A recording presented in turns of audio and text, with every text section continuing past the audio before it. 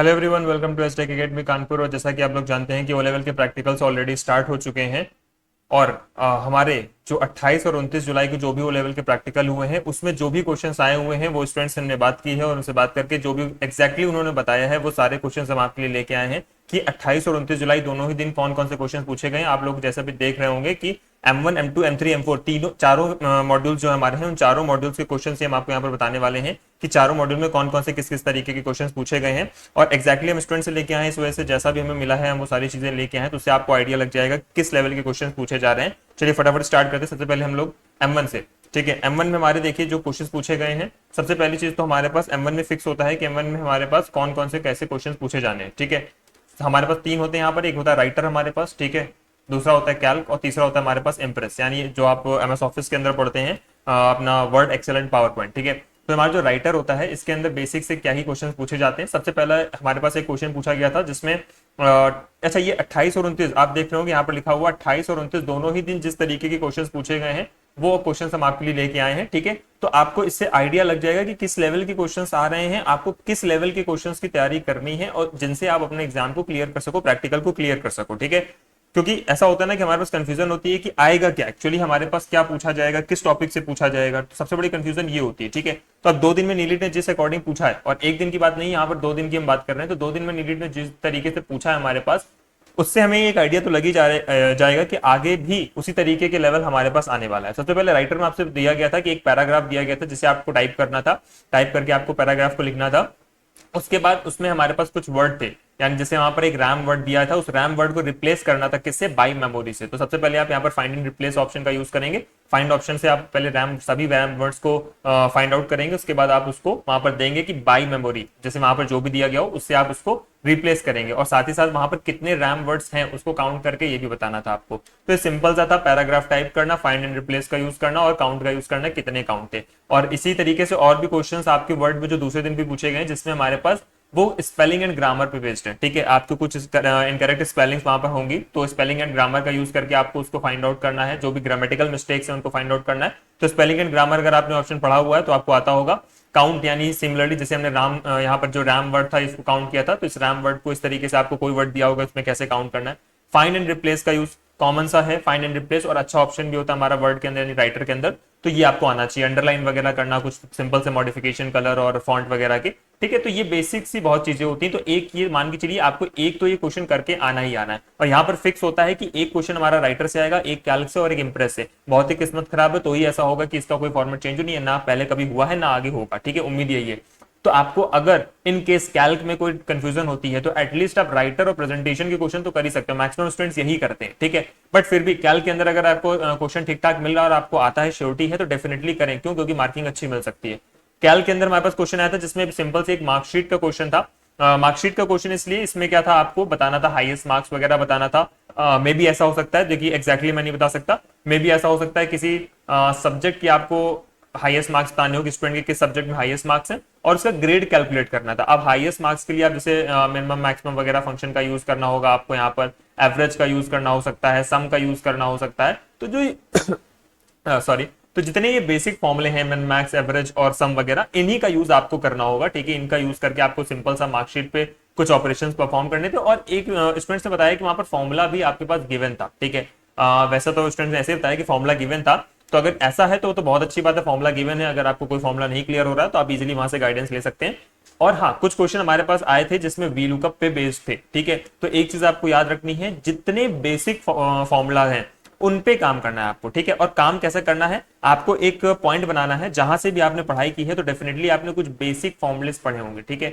Basic फॉर्मुले जो पढ़े हैं, जैसे मैंने अभी आपको बताया, ठीक है, कि कौन कौन से किस तरीके के बेसिक फॉर्मूला, जैसे कि आपका एवरेज हो गया, सम हो गया आपका, ठीक है, कंडीशन बेस्ड नहीं, मिनिमम मैक्सिमम, इस तरीके से हमारे हो गए। तो इस तरीके से और भी जितने बेसिक फॉर्मूला है, ठीक है, आपको उन फॉर्मूलाज की लिस्ट बनानी है, यानी उनको लिखना है 8-10 बेसिक फॉर्मूला, और उसको क्या करना है, उस पे बेस्ड क्वेश्चन करना। नहीं समझ में आ रहा है, एआई पे जाइए, चैट जीपीटी खोलिए, चैट जीपीटी खोल के फटाक से फॉर्मूला डालिए, साथ ही साथ वी लुकअप एच लुकअप डालिए, और ये बताइए इनसे बेस्ड प्रैक्टिस क्वेश्चन आपको दे दे, ठीक है। वो आपको सैंपल डेटा पे प्रैक्टिस क्वेश्चन दे देगा, फटाक से उसको कर लीजिए। नहीं समझ में आता उसी से सॉल्यूशन मांग लीजिए। आपको सिर्फ क्या है, अब लास्ट मोमेंट में एग्जाम अपना क्लियर करना, ठीक है। तो आप सिंपल सा उन पर कैसे इंप्लीमेंट करना ये भी ध्यान देना, ठीक है। तो आपको इन बेसिक फॉर्मुलास को देखना है, और एक चीज बताऊं, अगर थोड़ा सा अच्छा क्वेश्चन आएगा तो वी लुकअप और एच लुकअप से क्वेश्चन आ जाता है, यानी आपको वी और एच लुकअप भी तैयार करके चलना है। एक्स लुकअप से तो क्वेश्चन नहीं आता है ना, आज तक कभी पूछा गया है जनरली।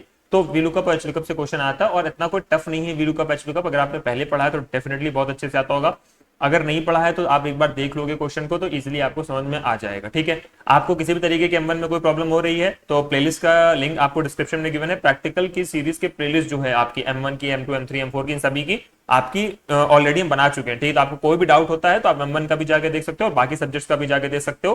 ठीक है, वीडियो के एंड में आपको स्क्रीन पे दिख जाएगा प्लेलिस्ट का लिंक और साथ ही साथ डिस्क्रिप्शन में भी गिवन है। ठीक है, और आप इसके बाद आते हैं इम्प्रेस में। अब सीधी सी बात है, प्रेजेंटेशन का कोई फिक्स फॉर्मेट नहीं होता है। आपको 3 स्लाइड की हो सकता है या 4 स्लाइड की, एक में 3 स्लाइड की आई थी, एक में 4 स्लाइड की आई थी। प्रेजेंटेशन बनानी होगी, उसमें कुछ बेसिक सा कुछ टेक्स्ट लिखना होगा, बैकग्राउंड सेट करना होगा, इमेज और वीडियो इंसर्ट कराने होंगे। वहां पर एक्चुअली क्या है, ऑप्शन गिवन इन इंटरफेस का मतलब है आपका जो नीलेट का इंटरफेस है उसमें गैलरी का ऑप्शन गिवन होता है। ठीक है, उस गैलरी में जाके वहां पर कुछ प्री डिफाइंड इमेजेस पड़ी होंगी आपकी, वहीं से आपको लाके इमेज को इंसर्ट कराना है, इंसर्ट करा लेना है।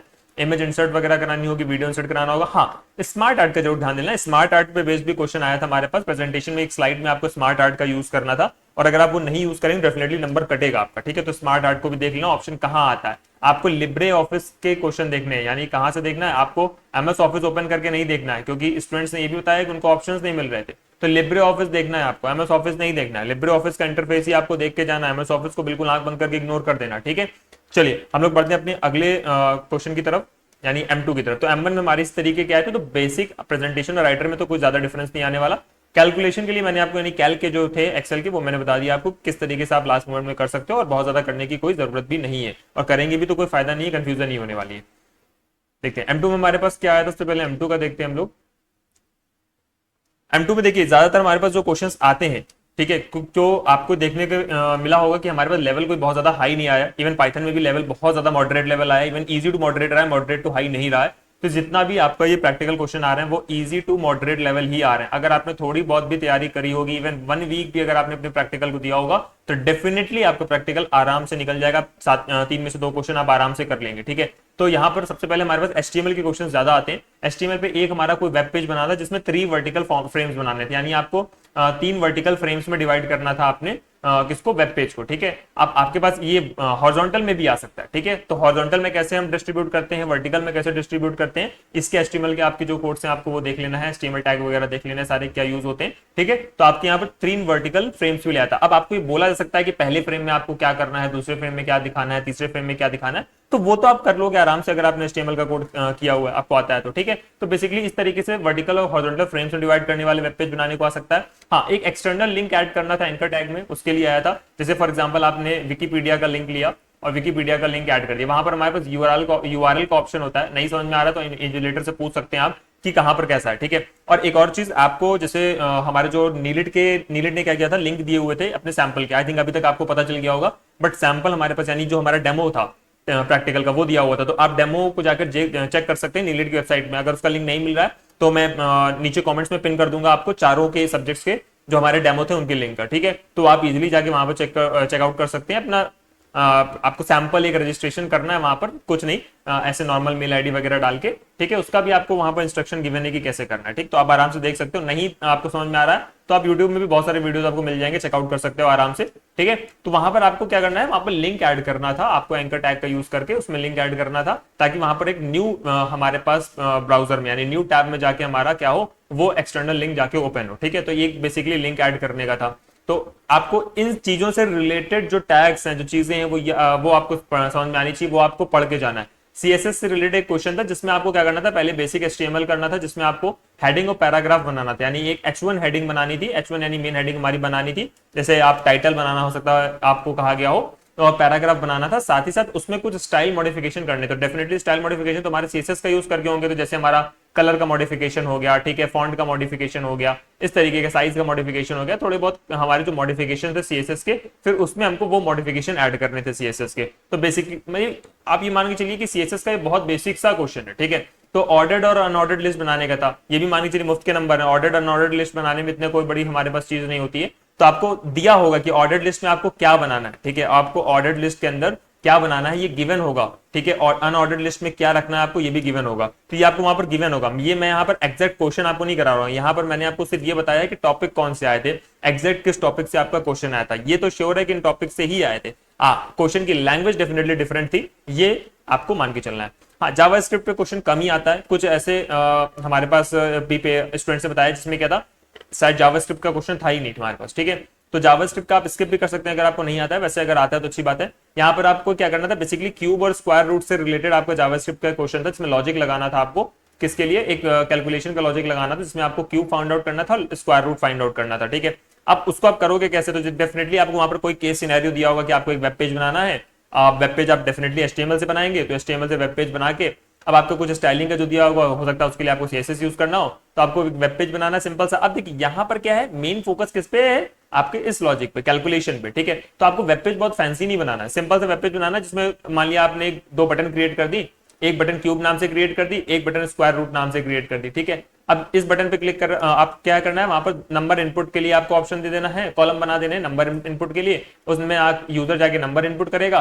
और फिर जैसे क्यूब पे क्लिक करेगा तो उनका क्यूब आके होके आ जाएगा, अगर स्क्वायर रूट पे क्लिक करेगा तो स्क्वायर रूट होके आ जाएगा, ठीक है। तो बस आपको सिंपल सा ये लॉजिक बनाना है, ऐसा एक सिंपल सा वेब पेज बनाना है दो बटन के साथ, और एक ऊपर हमारे पास वैल्यू इंसर्ट कराने के लिए आपको क्या बनाना है, एक फील्ड बनानी है, यानी फील्ड क्रिएट करनी है वैल्यू इंसर्ट कराने के लिए। तो क्यूब और स्क्वायर रूट से रिलेटेड हमारे पास जावास्क्रिप्ट का लॉजिक था हमारे पास कैलकुलेशन करने के लिए, ठीक। तो एक ये क्वेश्चन आया था हमारे पास। तो HTML में भी आप देख रहे हो कि बेसिक से क्वेश्चन थे, कोई बहुत ज्यादा हार्ड क्वेश्चन नहीं गिवन थे HTML के अंदर, ठीक है। अब आते हैं हम लोग M3 के अंदर, पाइथन को लेकर बहुत सारे स्टूडेंट्स को टेंशन होती है, लेकिन पाइथन बहुत बेसिक है। सबसे पहली बात तो आप देखेंगे पहला क्वेश्चन बच्चों वाला क्वेश्चन था, यानी हमारे पास 8-9 क्लास में अगर पाइथन पढ़ाई जाएगी तो ये उस बच्चे को भी आता होगा। Python program to find a person is eligible to vote और नॉट, यानी आपको सिर्फ लॉजिक लगाना था इस कंडीशन में कि हमारे पास इफ और एल्स का लॉजिक लगाना था, सिर्फ और सिर्फ सिंपल सा, ठीक है। यहाँ पर लिखना था मैसेज देना था एलिजिबल फॉरवर्ड प्रिंट फंक्शन के साथ, यहाँ पर देना था नॉट एलिजिबल फॉरवर्ड। इफ में कंडीशन क्या लगानी थी, कोई भी हमारे पास हमको पहले एक एज इनपुट ले लेनी थी यूजर से, इनपुट लोगे आप यूजर से उसकी एज,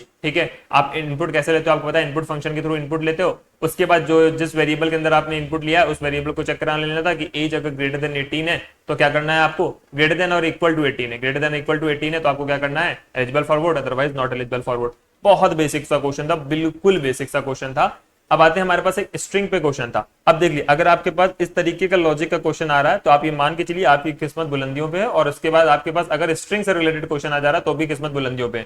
अब स्ट्रिंग से अगर रिलेटेड क्वेश्चन आ रहा है, आपको करने कितने, दो हैं, आप दो करके आओ आराम से, ठीक है। स्ट्रिंग से रिलेटेड क्वेश्चन है जिसमें बेसिक से करना था, आपको कुछ दिया नहीं गया था, दो स्ट्रिंग आपको इंसर्ट करानी थी, यानी इनपुट करानी थी, ठीक है। आप कोई भी दो वेरिएबल लेके दो स्ट्रिंग इनपुट करा लो यूजर से, और उसके बाद उसमें उन दोनों स्ट्रिंग में स्लाइसिंग इंडेक्सिंग, यानी स्लाइसिंग मतलब आपने कोई स्ट्रिंग इनपुट कराई, मान लिया S1 S2, ठीक है। आप इस स्ट्रिंग को जो आपने यहां पर लिया, फॉर एग्जांपल यहां पर लिया आपने हेलो, और यहां पर आपने लिया वर्ड, सॉरी मान लिया आपने एक S1 इंसर्ट कराई जिसमें आपने लिया हेलो, और आपने S2 इंसर्ट कराई जिसमें आपने लिया वर्ड, ठीक है। अब इसमें से आप क्या कर सकते हो, स्लाइसिंग का मतलब क्या हो जाता है आपका कि आप जहां पर क्या देते हैं, अपनी रेंज देते हैं कि आपको किस रेंज से किस रेंज, मान लिया आपको 0 इंडेक्स से लेकर 2 इंडेक्स तक की वैल्यू प्रिंट करानी, तो 0 से 2 तक की इंडेक्स, अब आपको उसमें भी ऑल्टरनेट या कोई गैप में प्रिंट करानी, तो आप यहाँ पर स्टेप वैल्यू भी दे सकते हैं, ठीक है। आप ये नहीं भी देते तो भी कोई दिक्कत नहीं, आप सिर्फ रेंज दे दो, ठीक है, कि 0 से लेकर 2 तक की प्रिंट करा दी S1 में,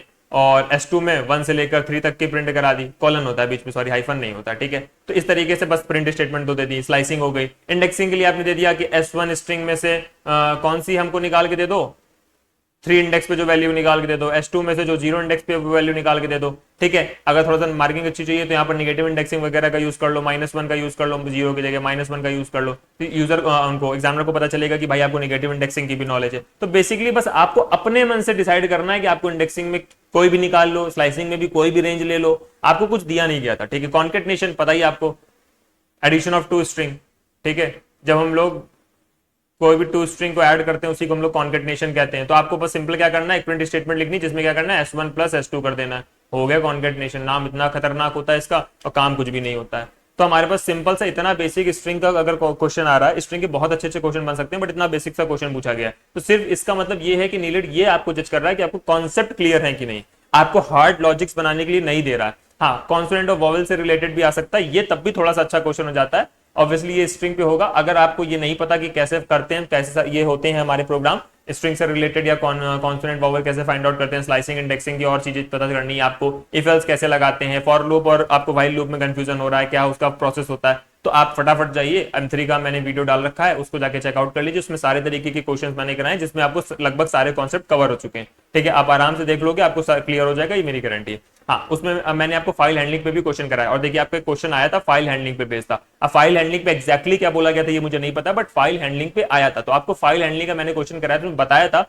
कि बहुत एडवांस चीजें नहीं पूछी जाएंगी और आप खुद देख रहे हो एडवांस चीजें नहीं पूछी गई। एग्जैक्टली मैंने आपको प्रैक्टिकल स्टार्ट होने से पहले जो वीडियो डाला था उसमें यही बताया था कि एडवांस चीजें बहुत आपसे नहीं पूछी जाएंगी और वो नहीं भी पूछी गई है। अब फाइल हैंडलिंग के जो बेसिक ऑपरेशंस होते हैं वो आपको पढ़ लेने हैं और वो मैंने ऑलरेडी आपके वीडियो में कराए हुए हैं। एक क्वेश्चन कराया जिसमें आपको मैंने फाइल हैंडलिंग से रिलेटेड जितने भी बेसिक ऑपरेशंस थे, राइट करना, कैसे फाइल को हम लोग इंसर्ट कराते हैं, फाइल नेम कैसे डालते हैं, कैसे राइट कराते हैं, कैसे रीड कराते हैं, सारी चीजें कैसे हम लोग उसमें कंटेंट को फिर प्रिंट कराते हैं, सारी चीजें मैंने आपको उसमें बताई गई हैं। ठीक है, और आपको जो भी चीजें टास्क बोली गई है फिर आप उससे कर सकते हो, तो उसमें ऑलमोस्ट मैंने सारी चीजें कवर कर दी। अब आपसे कोई एक टास्क भी बोला गया होगा तो आप आराम से कर लोगे। ठीक है, तो उसके फाइल हैंडलिंग को कैसे प्रोसेस करते हैं, कैसे हम लोग उसमें फंक्शन लिखते हैं, कैसे हम लोग ब्लॉक लिखते हैं, वो आप जाके वीडियो में चेकआउट कर लो। फाइल हैंडलिंग से रिलेटेड क्वेश्चन आया था। ठीक है, और मैंने बोला था कि फाइल हैंडलिंग से रिलेटेड अक्सर क्वेश्चन आ जाता है, तो तीसरा क्वेश्चन आपको देखने को मिल सकता है।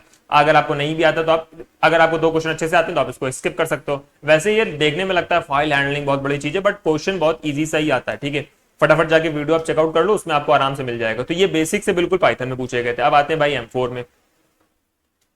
M4 में भी हमारे पास बहुत ही अच्छे क्वेश्चंस थे। M4 के अंदर भी ऐसा कुछ नहीं बोला गया था। सबसे पहला क्वेश्चन बहुत बेसिक सा एक क्वेश्चन मिल गया था। आप ये मान के चलिए एलईडी का एक क्वेश्चन तो आता ही आता है, तो एक क्वेश्चन 40 नंबर तो अपना फिक्स कर लो। अब इस 40 नंबर को अगर आप फिक्स नहीं ला पा रहे हो तो फिर ये दिक्कत की बात है, यानी आपकी पढ़ाई अच्छी नहीं है, इसका मतलब आपने कुछ भी नहीं पढ़ा। इसका मतलब क्यों? क्योंकि एलईडी पे क्वेश्चन आना ही आना है, और एलईडी का कोई भी क्वेश्चन आ जाए, इतना बेसिक क्वेश्चन होगा, या तो आपसे एलईडी ब्लिंकिंग का क्वेश्चन दे देंगे वो। ठीक है, यहां पर आपसे क्या बोला गया, Arduino program for LED on off. LED को ऑन ऑफ करना है पुश बटन का यूज करके। सिंपल सा एक लॉजिक लगाना होता है, इफ एल्स की कंडीशन लगानी होती है। एक पिन एलईडी के लिए लेनी, एक पिन बटन के लिए लेनी, एक इनपुट के लिए, एक आउटपुट के लिए। अब अगर ये कहानी हम जो बोल रहे हैं नहीं समझ में आ रही तो उसके लिए फिर वही चीज M4 का वीडियो पड़ा हुआ है, बहुत डिटेल में एक एक फंक्शन मैंने बताया है। एक बार बैठ जाओगे आपको पूरा M4 की यानी पूरी आर्डिनो की प्रोग्रामिंग क्लियर हो जाएगी। ठीक है, आराम से जाके उसको देख लो और पास हो जाओ। तो अब वहां पर एलईडी ब्लिंकिंग का पूछ लेंगे। ये ऐसे क्वेश्चन हैं जो मतलब बेसिक से भी बेसिक क्वेश्चन है। ठीक है, तो आपको आने ही चाहिए। तो अब ये कितना सिंपल सा पूछा गया था कि पुश बटन का यूज करके ऑन ऑफ करना है। यहां पर बस आपको क्या करना है, पुश बटन की वैल्यू को रीड करना है। पुश बटन डिजिटल पिन में लगाते हैं, डिजिटल रीड का यूज करके जो जिस पिन में आपको अपने पुश बटन लगाई है उसकी वैल्यू को रीड करना है। अगर वो हाई होती है, कंडीशन लगानी है कि अगर डिजिटल रीड की जो वैल्यू हाई है तो क्या कर देना है, डिजिटल राइट एलईडी हाई। अगर अल्स हमको क्या करना है, डिजिटल राइट एलईडी को लो, यानी लो मतलब ऑफ, हाई मतलब ऑन। ठीक है, बेसिक सा प्रोग्राम था। आते हम लोग, अगला दिया गया था Arduino program to interface digital and analog sensor, read their values and print on serial monitor. मतलब इस तरीके का ही कुछ प्रोग्राम आया था जिसमें क्या बोला गया था कि आपको दो सेंसर यूज करने, यानी सेंसर्स की वैल्यू को रीड करके प्रिंट कराना है सीरियल मॉनिटर पे। सीरियल मॉनिटर के प्रोग्राम के लिए मैंने बताया हुआ है वीडियो के अंदर कि आपको सीरियल मॉनिटर के प्रोग्राम में क्या करना होता है। ठीक है, सीरियल मॉनिटर प्रोग्राम में हमारे पास कुछ चीजें फिक्स होती हैं कि हमको सीरियल डॉट बिगिन लिखना ही होता है, उसके बाद उसमें बॉर्डर रेट लिखना ही होता है। बॉर्डर रेट क्या होता है, कौन सी बॉर्डर रेट की वैल्यू हम लोग लिखते हैं, 9600 लिखते हैं, क्यों लिखते हैं। ठीक है, तो वो सारी चीजें आप जाके वीडियो पे देखोगे आपको समझ में आ जाएगी। यहाँ पर मैं टाइम नहीं वेस्ट करने वाला आपका। यहाँ पर मेरा पर्पस सिर्फ आपके लिए इतना है कि किस टॉपिक से क्वेश्चन आए थे, तो जो स्टूडेंट्स ऑलरेडी प्रिपरेशन कर रखी है यानी कर रहे हैं, मेहनत कर रहे हैं, तो उनको ये बेनिफिट दे सकते हैं। यहाँ पर मैं आपको सॉल्यूशन बताने लगूंगा, फालतू का टाइम वेस्ट होगा। आपको यहाँ से ये पता चल जाएगा कि आपने क्या पढ़ा है। जो पढ़ा है उसको सीधा स्किप करना है, जो नहीं आता उस पर जाके फोकस कर लेना है। अब आते हैं हम लोग यहाँ पर सिंपल सा, तो आपको बोला गया था कि आपको डिजिटल एनालॉग दोनों यूज करने। सिंपल सा एक पिन ले लेना डिजिटल के। अच्छा, जब भी डिजिटल के लिए लेते हैं तब पिन मोड का यूज करना है, एनालॉग के लिए पिन मोड का यूज भी नहीं करते हैं। तो एक वेरिएबल ले लेना जाके जिसमें कोई डिजिटल सेंसर की पिन स्टोर कर लेना, एक वैल्यू ले लेना जिसमें एनालॉग पिन की। एनालॉग के लिए आप लोग A0 से लेकर A5 तक के एनालॉग कोई भी पिन यूज करोगे, बस इस बात का ध्यान रखना। इसके बाद हम लोग को क्या करना है, उसकी दोनों की एक बार इसकी वैल्यू को रीड कराना डिजिटल राइट का यूज करके, डिजिटल रीड का यूज करके, एक बार इसकी वैल्यू को रीड कराना एनालॉग रीड का यूज करके। उसके बाद क्या करना है, जब जैसे दोनों वैल्यू रीड हो रही है उसको जाके सीरियल डॉट प्रिंट का यूज करके सीरियल मॉनिटर पे प्रिंट करा देना है। बीच में कुछ डिले भी दे देना है। डिले तो ये मान लो इज्जत वाली चीज होती है, अब ये देना पड़ता है हमको। मान के चलो ये जैसे हमारी हर शादी में बिना बात की फूफा को इज्जत देनी पड़ती है, वैसे इसको डिले हमको देना पड़ता है। ठीक है, अब एक आया था हमारे पास जिसमें सॉइल मॉइस्चर सेंसर की यानी बात की गई थी, यानी हमको सॉइल का मॉइस्चर मेजर करना था, डिटेक्ट करना था और सेंसर का यूज करके। और अगर सॉइल ड्राई हो जाती है तो अलार्म को बजाना था, यानी अलार्म बजने का मतलब क्या हो गया, बजर का आपका क्वेश्चन हो गया। बजर ले लेना था, और अगर उसके बाद क्या करना था, टैप को ऑन करना, यानी वाटर टैप को ऑन कर देना था। अब सीधी सी चीज, वाटर टैप हमारा क्या होगा, एसी से चल रहा होगा, तो डीसी बोर्ड से हम लोग एसी को चलाने के लिए क्या करते हैं, रिले का यूज करते हैं। रिले का प्रोग्राम में कोई रोल नहीं होता, ये मैंने आपको बताया था। तो रिले फंक्शन को अगर आया है तो मार्किंग को करने के लिए, यानी मार्क्स घसीटने के लिए क्या आपको क्या करना है, वो मैंने प्रोग्राम में अपने क्वेश्चन में बताया हुआ है आपको वीडियो के अंदर, आप वहां जाके देख लो, ठीक है। अब इसमें आपको सिंपल सा एक पिन ले लेनी है जिसमें आपको सेंसर कनेक्ट करना है, एक पिन ले लेनी है जिसमें आपको बजर कनेक्ट कर देना है, उसके बाद एक पिन ले लेनी है जिसमें आपको रिले टैप को कनेक्ट कर देना है, ठीक है। अब आपको करना क्या है, बस एक लॉजिक लगा लेना है, यहाँ पर एक रेंज ले लेना, जैसे फॉर एग्जांपल 400 to 500 कोई भी रेंज ले लेना, कि अगर इससे ऊपर यानी ग्रेटर देन 400 to 500 जो मन हो, ठीक है, वो रेंज ले लेना। लगभग ऐसी एक स्टैंडर्ड रेंज होती है जिसके ऊपर अगर वैल्यू आती है सॉइल मॉइस्चर सेंसर में। अब वैसे एनालॉग सेंसर होता है ये, तो यहाँ पर कन्वर्जन भी करना होता है, लेकिन अब लास्ट मोमेंट में आपसे ये नहीं बोलूंगा कि इस एनालॉग सेंसर का कन्वर्जन आप सीखो, ठीक है, क्योंकि अगर जिसने मेरा वीडियो देखा हुआ या पहले भी पढ़ा हुआ होगा किस कहीं और से भी, तो उसको पता होगा LM35 जैसे एनालॉग सेंसर्स में हम लोग को कन्वर्जन करना पड़ता है,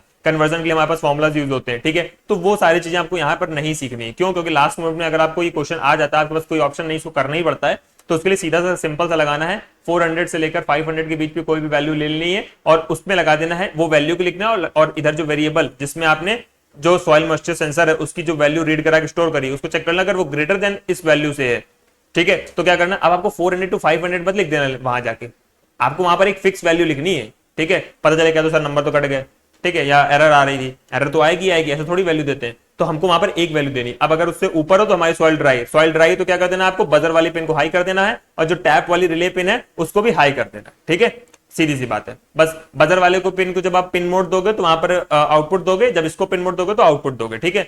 तो अब इसको थोड़ा सा वहां जाके अब बस नाम आपको जो लेना है पिन का वो रिले करके ले लेना, ताकि एग्जामिनर को पता चल जाए, आपको पता है कि यहाँ पर रिले पिन यूज हो रही है। हो सकता है आपको रिले यहाँ क्वेश्चन में लिख के दिया गया, हो सकता है ना दिया होगा, ठीक है। LM35 का एग्जैक्ट क्वेश्चन मैंने कराया हुआ है LM35 सेंसर का, ठीक है। अब LM35 के अंदर आपको कन्वर्जन यूज करना पड़ेगा, उसका कोई ऑप्शन नहीं है आपके पास, तो आप जाके फटाफट उसको देख लो और वहां पर कैसे कन्वर्जन करते हैं। 3 लाइन का कन्वर्जन होता है, पहले हमारे पास वैल्यू जो 0 से 1023 के बीच में आती है उसको कैसे मिली वोल्ट में कन्वर्ट करते हैं, मिली वोल्ट से कैसे डिग्री सेल्सियस में कन्वर्ट करते हैं, क्योंकि भैया टेम्परेचर चाहिए, टेम्परेचर तो डिग्री सेल्सियस में ही होता है ना, तो डिग्री सेल्सियस की वैल्यू को कैसे कन्वर्ट करते हैं, ठीक है। और अगर आप देखो यहाँ पर तो दिया गया है, अब आपको करना क्या है, सबसे पहले तो आपको LM35 के जो ऊपर से फिक्स लाइन है, आपको जो सेटअप के अंदर चीजें फिक्स लिखनी है आपको, ठीक है। मन हो तो सीरियल मॉनिटर भी यूज कर लेना कि हम प्रिंट करा के दिखा देंगे कि भाई वैल्यू आउटपुट की हमारे पास टेम्परेचर का आउटपुट क्या आ रहा है, ठीक है। नहीं मन हो तो सीरियल मॉनिटर मत यूज करना क्योंकि बोला नहीं गया।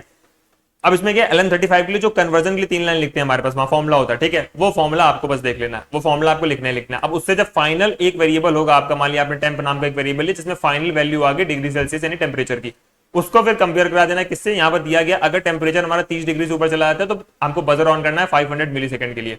तो वहां पर क्या करना, फिर इफ कंडीशन लगाना कि टेम्परेचर ग्रेटर देन 30 डिग्री, तो क्या कर देना, बजर की पिन को हाई कर देना, उस पर डिले देना, क्योंकि 500 मिली सेकंड टाइम दिया गया, ये नहीं दिया गया तो आपको पिन हाई करके छोड़ देना, ठीक है। अगर डिले दिया गया हमको, यानी टाइम दिया गया कि 500 मिली सेकंड के लिए चलाना है, तो डिले देना 500 मिली सेकंड दिया है तो सिर्फ 500 ही लिख देना, ठीक है। और फिर उसके बाद जैसे ऑन हाई करना, फिर डिले देना और फिर लो करना, और एल्स में क्या कर देना, लो ही रख देना, ठीक है। बस सिंपल सा ये भी। तो बस आपको मेन चीज LM35 को यूज करना आना चाहिए। इसके बाद एक ऑपरेट एलईडी या कोई होम अप्लायंस ऑपरेट करने के लिए आया था रिले मॉड्यूल का यूज करके, फिर से रिले मॉड्यूल का यहाँ पर भी आपको जब स्पिन के नाम लेने हैं रिले के नाम पे, और आपको सिंपल सा कुछ भी नहीं करना है, बस एलईडी को या किसी होम अप्लायंस को ऑन करने का प्रोग्राम बना लेना। और ऐसा अगर आपको एग्जाम्पल प्रोग्राम चाहिए तो मैंने वहां पर वीडियो में कराया, वो जाके चेकआउट कर लो। तो आप देखो कि थोड़े बहुत होम अप्लायंसेस और रिले से रिलेटेड आए थे। एलईडी का क्वेश्चन फिक्स है ही, मान के चलिए 99% फिक्स आना ही आना है। सेंसर में आपके पास अब डिजिटल एनालॉग सेंसर में अगर आप थोड़ा अच्छा प्रोग्राम बनाना चाह रहे हो तो कोई डिजिटल सेंसर एक यूज कर लो, कोई एनालॉग सेंसर यूज कर लो, नहीं तो सिंपल सा बना लो, ठीक है। अब आपको सेंसर कुछ जैसे डीएचटी सेंसर हो गया आपका, ठीक है, जैसे आपका डीएचटी सेंसर हो गया, इसका प्रोग्राम पढ़ के जाना है। LM35 दोनों का काम वही होता है, बस ये डिजिटल होता है, ये एनालॉग होता है। LM35 एनालॉग होता है, ठीक है, और ये डिजिटल होता है। तो बस इस तरीके के कुछ सेंसर एक दो पढ़ के जाने आपको, ठीक है, इनसे आ सकता है। अब इस तरीके का कोई सेंसर आ जाता है जिसके बारे में ज्यादा कुछ नहीं पता है, तो जो लॉजिक दिया गया है फटाक से इसको एक पिन में कनेक्ट करो, एनालॉग है तो एनालॉग पिन में कनेक्ट करो, ना कुछ समझ में आ रहा बड़ा अजीब सा सेंसर हो तो मान लो एनालॉग ही है, ठीक है, और उसको फटाक से एक पिन में कनेक्ट करो, बस लॉजिक को लिख दो। 40 में से 25 नंबर तो प्रोग्राम एग्जामिनर आपको 25-30 नंबर तो आराम से दे ही देगा, अगर हम कहते हैं गलत भी है तब भी, ठीक है। क्यों? क्योंकि आपने लॉजिक सही लगाया। क्योंकि अगर हमको सेंसर के बारे में जब तक बिल्कुल एक्यूरेट जानकारी नहीं होगी, ठीक है, बिल्कुल एक्यूरेट जानकारी नहीं होगी कि वो हमको कैसी वैल्यू देता है क्या देता है, तब तक हम लोग उसका कन्वर्जन कर ही नहीं पाएंगे, ठीक है। तो फिलहाल हमारे पास ये 4 हमारे पास क्वेश्चन थे, सॉरी 4 मॉड्यूल के क्वेश्चंस थे जिसमें हमने आपको बताया कि क्या क्या चीजें पूछी गई थी, क्या क्या चीजें आई थी, ठीक है। तो इस लेवल का आ रहा है, बहुत बेसिक लेवल है, ज्यादा कुछ नहीं है।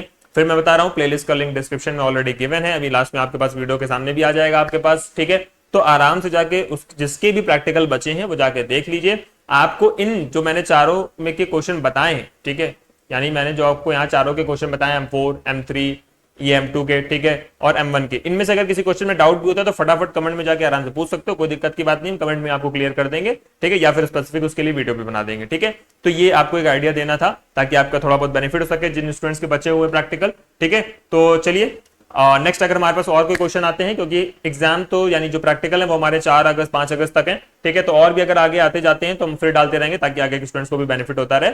चलिए आज के लिए इतना ही रखते हैं। Thank you everyone.